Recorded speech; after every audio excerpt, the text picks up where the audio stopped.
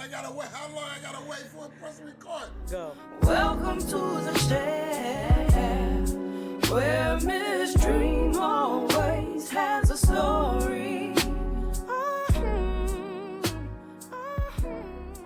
I'm Dream, a black woman with many beautiful interconnecting identities.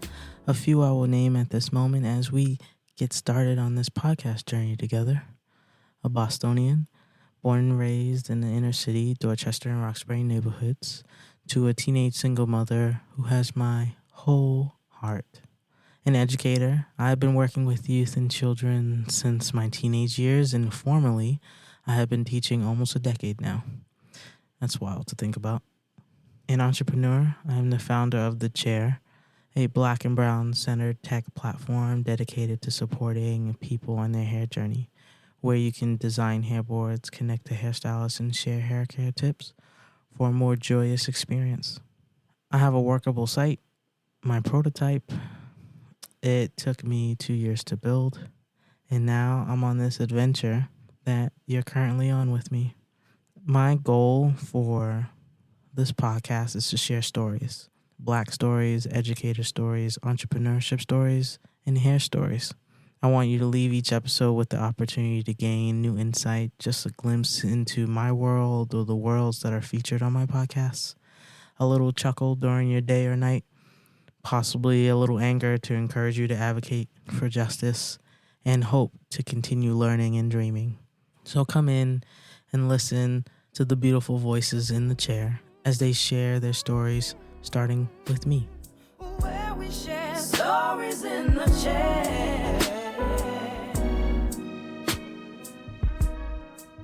Hello, everyone. This is Naadirah. Naadirah, can you please introduce yourself? Hey, you guys, I'm Naadirah. I'm from New York. I'm a young lady. My pronouns are she, her. I think I am a pretty chill, calm person. Let me not say calm, but I'm pretty chill. I love doing camera work. That's been my thing. I love capturing people. I think that's been my drive behind doing camera work. And then I love people like I love creating stories and whatnot and creating things that make people feel something. Like whether that's like a negative feeling and that was the goal, or whether that's something that makes you cry, whether that's something that's super positive, whether that's something you look at and you can just tell, like you can relate to someone through an image, things like that. I like to be a part of. I graduated college in 2020 and I didn't go to like film school or anything. I went to like a regular liberal arts school, but I knew camera work and being behind the scenes, doing creative things was definitely always something I wanted to do. Mm. And I've been doing it after college. It's been super slow due to the aftermath of the strike that happened in the midst of like last year and whatnot. So it's been slow. So I recently picked up like two part-time jobs, which I think is really funny. Only because things were picking up for me career-wise.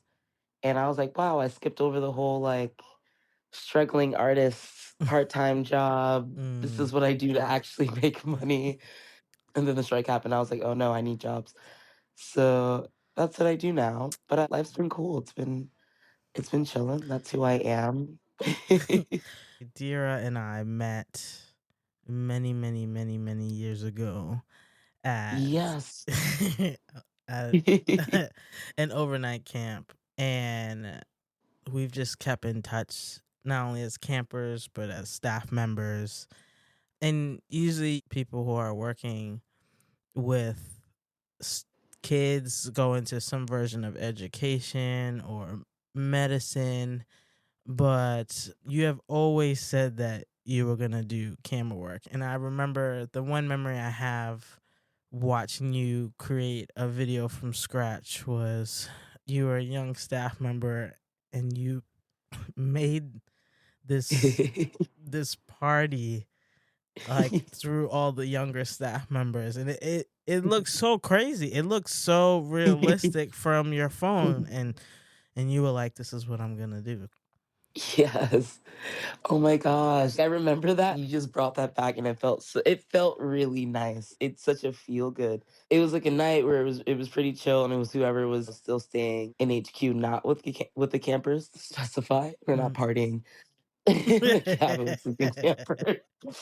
And it was a very wholesome party at that, I would say. Like, we weren't drinking, we weren't smoking, like, it was none of that going on. Yeah. There was, like, juice, mocktails, and candy, Mm-hmm. and we were told to, like, dress silly, like, for a party. So there was, like, hats and, like, the boas, and if you, like, made someone's room look super funky, and we had a speaker, and then there was the lights. And it was literally just walking around and capturing, like, people genuinely having fun. That's always been the one thing. I'm like, just look genuine. So people can then see it and go, you saw it and you're like, wow, that looked really legit. And I'm like, people were legitimately having fun in our tiny, tiny staff party Yo, and at like 10 p.m. at night. that's wild. Do you remember the first time you picked up a camera that you knew film was it for you? The very first time, I would say I would say two separate moments I would like pinpoint that in my life. Mm. I think some point in middle school, I started getting really into the idea of cameras. I think my friend I got a digital camera, like one where you can swap out lenses and stuff. And that was the first time I like saw that in person. And then she would take pictures of us, and I was like, this is just so fun. And then the camera quality looks so good and so cool. And I'm like, oh, I was like, we gotta do more of this. So that became a thing. And it was weird because I felt shy in front of the camera, but I liked being in front of the camera. But I also felt shy asking to take the pictures. So it was a lot of self. I really want to do this, but I don't really know what the mental block was. But I was just like, oh, I don't want to seem. It was almost like a trend also. Take these really cute photos because Tumblr at the time was also super big and Mm. Instagram was coming out super big. So it was like almost taking pictures mixed with how are you presenting yourself and what pictures are you taking and what pictures are being kind of the idea where it's not no longer, at least for me, oh, you see really good quality images if it's a professional shoot, if a professional photographer is there, or if you're going to the movies kind of thing. Mm. It was turning into, it was just becoming more accessible than I think we think, if that makes sense. I feel like I explained that super technical, but that's literally my thought process behind it. I was just like, oh, and also YouTube. Sorry. Now that you ask, I'm like, what else did I used to like to do? Mm. Fifth grade, I had got a laptop, and fifth grade to middle school, I remember people introducing me to like these YouTubers that were making funny videos and whatnot. So in particular, one guy is like Fred, and he would just make these really goofball, silly videos doing random things. And it was just this kid setting up his camera and literally sitting down and planning, oh, like a little storyline. It's silly, it's sketches, and it became really big off of that. And I just remember also watching that. I'm like, it felt like something I wanted to do and Mm. could do. And I remember I used to make silly little videos at home with like my brother. And then me and my friends one night in middle school had a sleepover and made. That's what it used to feel like. Oh, my silly little home videos. Mm. Like the one from Brantwood feels like like an early home video. It makes me feel so fuzzy seeing those because it for me those were the signs of no, I really want to do this. It just interests me. It's fun. I like to capture people. And then when I was like super super super young, like a kiddo, my great aunt always had a camcorder that she would bring out during family events and family functions. And I Mm. remember seeing her like walk around with it, and that always fascinated me as well. And I used to ask her like, can I do this? And there'd be like just moments here and there where she would send me, and I'm like 5, 6 years old, and I'm walking around capturing people for her, capturing her talking to people. And yeah, I would say those were my early signs. Where we share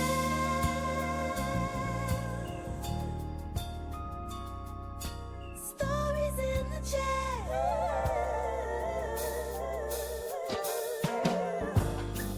Look, it's my commercial.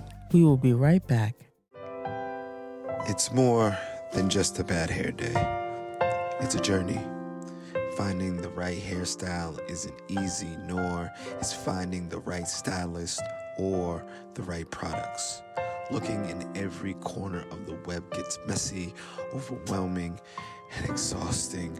All the ads, the articles, the products, the videos. It shouldn't be this hard, but it is. And now, it isn't. The chair. A black and brown centered platform where you can design hair boards, connect to hairstylists, and share hair care tips for a new, joyful path on your hair journey. Avoid the clutter, save yourself hours, months, and even years of research and poor trial and error. Everything you need and only what you need is in one place. Hair boards made by people like you for you. Find the right products, the right people, the right answers for you, stress free. Join the chair community and make every day a great hair day. When you share your pain, you allow others to help you. And when you share your success, you help others get theirs. Lean on the chair. We got you. No stress, no strife. In the chair. The chair. The chair. All right. Fast forward, you're in college. You chose to go to a liberal arts college instead of a film college. Why? Yes. It was intentional. So I made sure whatever school I went to had a degree somewhat of what I wanted to do, but I didn't have, at least at the time, like it's always retrospective. I'm like, oh wow, like I could have done this and I could have done that. But I literally felt like I did not have the means, or there was still so much I wanted to learn that I wasn't doing on my own, that I felt like if I went to a film school, it would feel like I was going somewhere with nothing and going up against people who had, again, some of the film schools you need a portfolio. So in my eyes, I'm like, these are students who've been doing work already for years versus me who was like, I need somewhere to like really get me started. My high school didn't have any programs like that. It wasn't until I think my senior year that there was a media broadcasting type of program.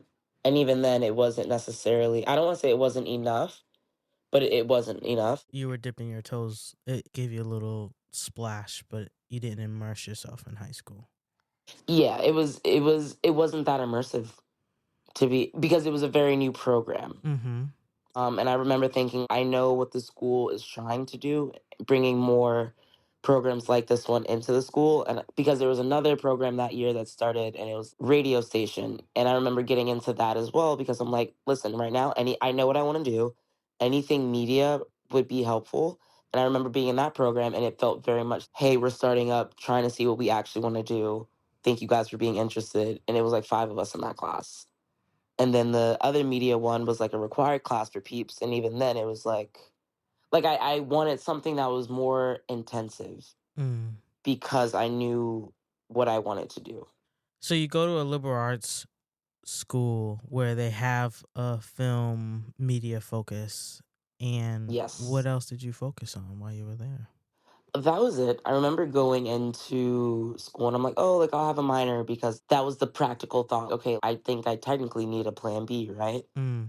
And my plan B was just psychology. I was just like, yeah, I always was interested in psychology for sure. As my practical thought of, okay, what else would you want to do? Also relating back to just the fact that I think I genuinely do love talking to people. Mm. I like I and in the least weirdest sounding way, like when people I like when people are comfortable enough to speak. And I feel like sometimes not everyone has that space. So when it naturally happens, I allow it to happen because my thought always is like you might not have the space to do so. Or you might not feel like warmth from everybody else, or just little things like that. So psychology definitely was up there. Throughout my college career, psychology, I don't want to say I dropped it very quickly, but as soon as I figured out like how the programs my school had and like how things are looking, I didn't really classify psych as a minor, nor did I like pursue it. Mm. I did take a couple of philosophy classes, and by the time I reached, I think, my junior year of college, I would have definitely pursued a minor in philosophy. When you were there, did you see the connections between your psych philosophy and your film courses? Is there a memory you have where you started to see your world start to make sense with all your passions together? Yes. So for me, I think all of those things collide. That's actually interesting you say that. So one of the philosophy classes I had, she was a really dope professor. And one of her things were like, we would talk about a topic and then we would have like weekly, just like she would say, just give me something or like larger projects. It was just no format of how she wanted her assignments, Mm. which I loved because I'm like, oh, I can kind of take advantage of this class and do things that are still more geared towards what I like to do. And a lot of her assignments, larger assignments, I actually wrote like screenplays for or scripts for.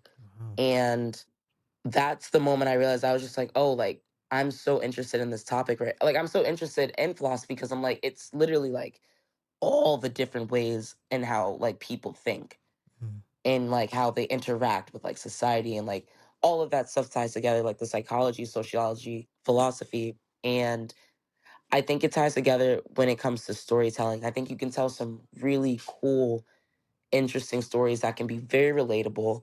At least for me, I realize a lot of the genres or art pieces I appreciate are things that make me think, things that make me go, oh, wow, that's literally how, just basically a conversation of human nature, how humans interact with each other. Because at the end of the day, that's what we do. And to be able to kind of like capture that in a story that's fictional, but feels very real, or to then have the skill set to take something that is very like nonfiction and realistic, but almost make it feel like it's not something real. Like just kind of dipping into that realm, I think is really cool. Give me an example of a film or storytelling, that a piece that resonates with you.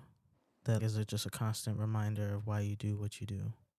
I feel like sometimes I hit waves of needing a reminder, and a really, really good like film series or a really good movie, not film series, but television series and a really good movie usually brings me out of whatever lower part of that wave I might be in. Mm.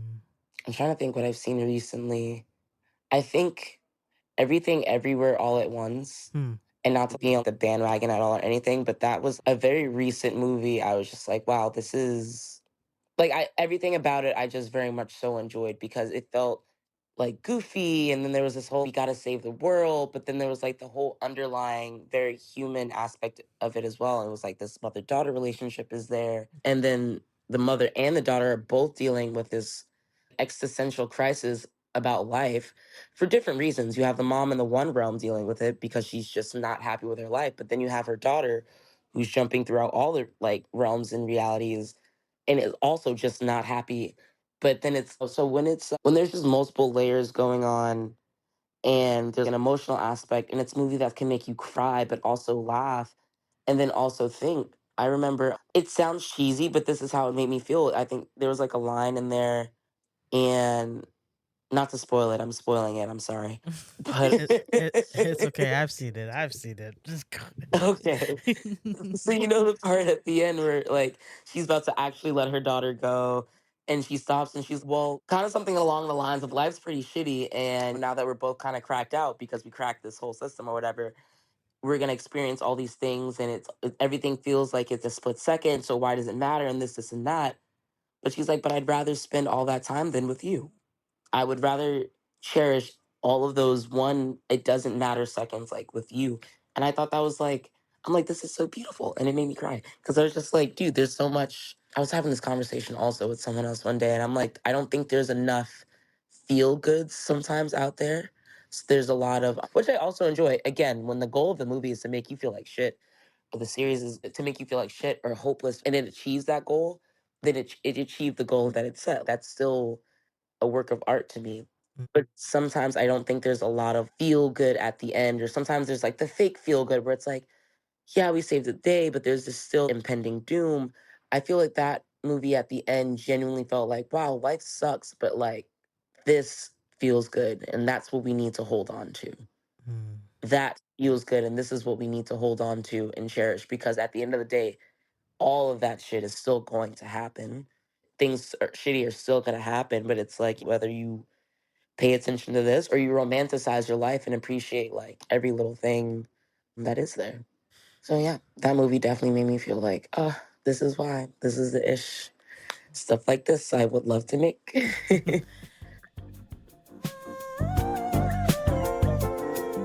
The chair. Oh, And if you're interested to learn more about my experiences as a Black woman and educator in Guangzhou, China, I wrote my first ebook titled Nowhere and Everywhere, Captured Emotions of a Beautifully Broken Love Story. It is on lulu.com. Take a read and see some beautiful photography of mine. Enjoy the rest of the show.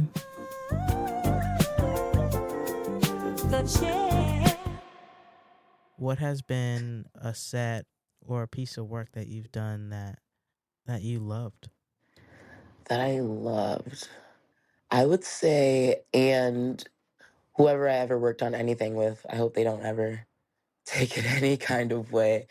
But so far, most of the things I've worked on, I've loved because of the staff in the group I've worked with, not necessarily the story. There's been stuff I worked on, I'm like, oh, this is really cool, and I like it.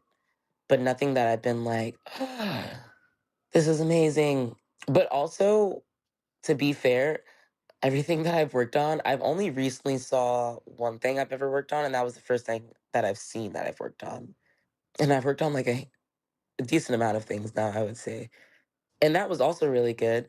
It will be in theaters on October 25th. But even that alone, like after seeing it, it was more so the feeling of like, one, I thought the story was cool. That was probably one of the cooler ones because there was like a musical aspect to it.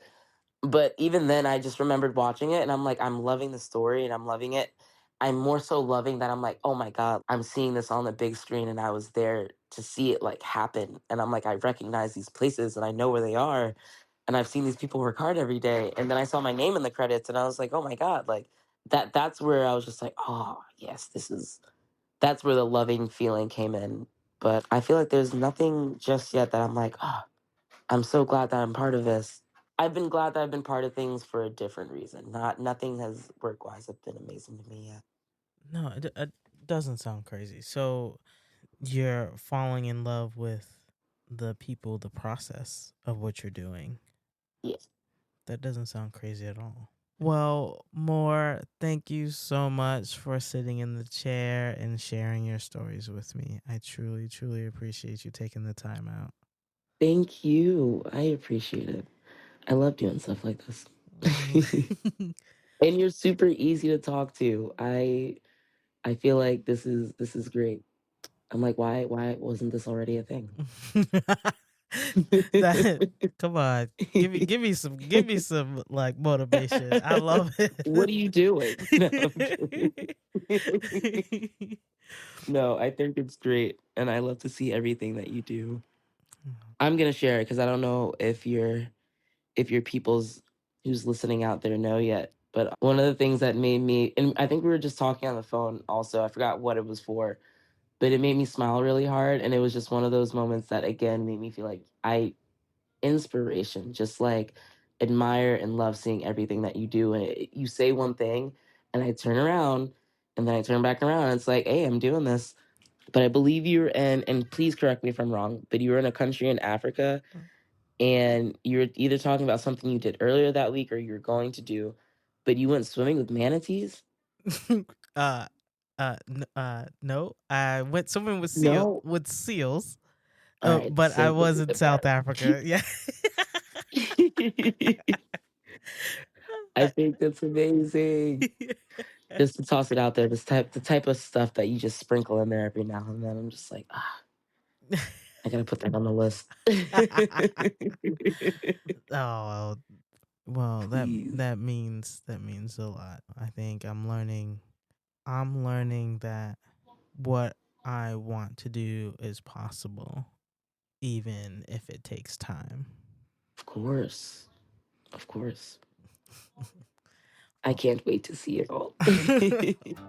Welcome to the chair,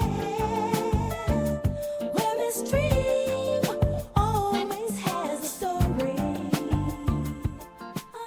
Thank you for listening to an episode of The Chair. I, of course, would love your continued support. Let me know what you think of this episode by doing all the things. Subscribe, comment, and come back next week, every week. Enjoy the rest of your beautiful day, or if you are like me Enjoy that moonlight and that one star under all your city lights. Love you. Talk to you later. I gotta wait. How long I gotta wait for a press record? Go. We support her. Shit. Do your. Welcome to the chair, where Miss Dream always has a story.